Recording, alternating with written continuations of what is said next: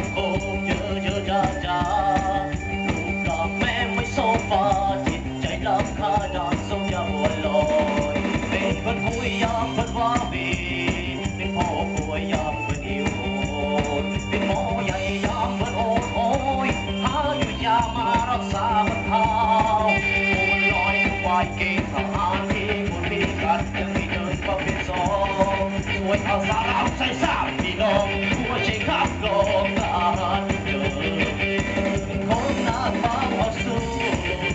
สามารถน่าชมโจรสอบสวยเนื้อเพื่อนเพื่อนทุกคนรวมทุกสุขไปสุดใจ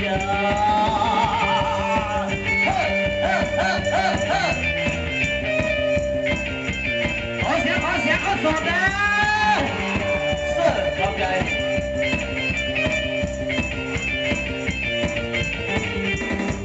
บัวลอ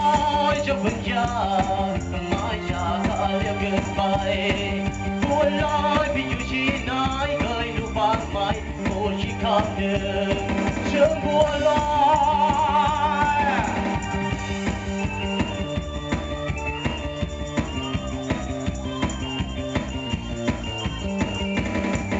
วันหนึ่งมีสิ่งเกิดกับเราบัวลอยถูกพามาในเมฆพระใบเสียงระเบิดว่าใครเป็นอะไรเป็นคำพูดสุดท้ายของสายซึ่งบัวลอยตั้งแต่วันนั้นยังวันดีแสงตะเกียงเป็นดีที่บ้านไร้ปลายโลไม่มีสายคนที่ชื่อบัวลอยฟองเงาง้อยถอยเข้าบุกโล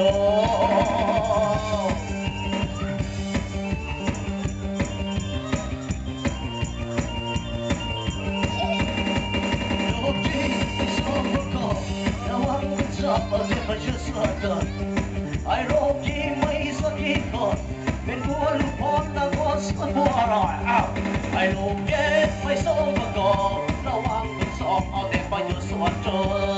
ไอ้ลูกเย็ดมีสักทีก่อนเป็นบัวลูกพรและบัวสวนบัวลอยบัวลอย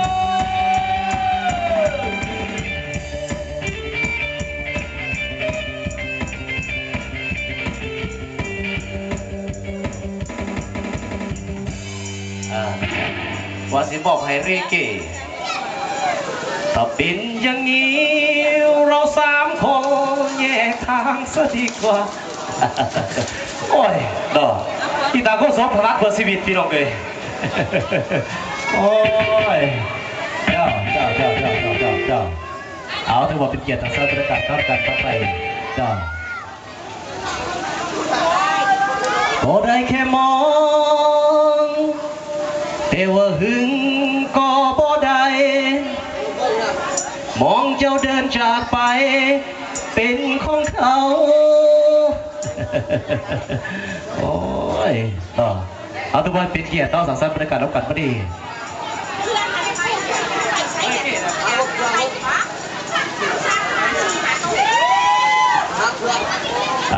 ตัวเป็นเกียรติเนาะจับคิดจับใจบอกให้เนาะเฮาเทโนเมียเฮาเฮาเทโนเมียเฮา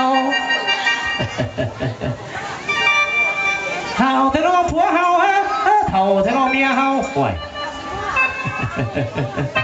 เจ้าเอาอีกเนาะเอาเป็นบรรยากาศโอ้ยโอ้โซเคยที่แม่ตาเฮ็ดก็เฮ็ดแต่นอนเมื่อยบ่เมื่อยแดงหนักเรือเราไม่มีซ้ำหนักเรือ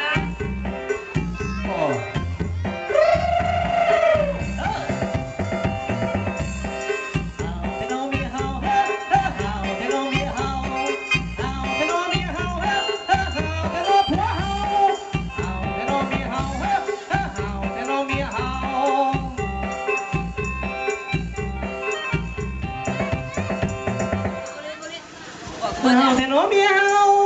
เฮาเป็นสาวซ้ำหน่อยเอาเป็นทั้งรอบแล้วพวกคนนี้มดเนี่ยเนาะท่านมดเดี๋ยวก็สิบอกเป็นมินนี่สามซาเดินได้มดเดี๋ยวพี่น้องเลยมดเดี๋ยวพี่น้องเลยเอาไปเลยสิมาบอกให้เป็นทั้งหัวหน้าพุทธเนาะเอาเป็นเสียงเพลงก่อนสิเมื่อสิเมียก่อนสิเมื่อสิมาเอายักษ์2-3เสียงเพลงก่อนบอกให้ทักกันน้องไส้โบ้กันเด้อ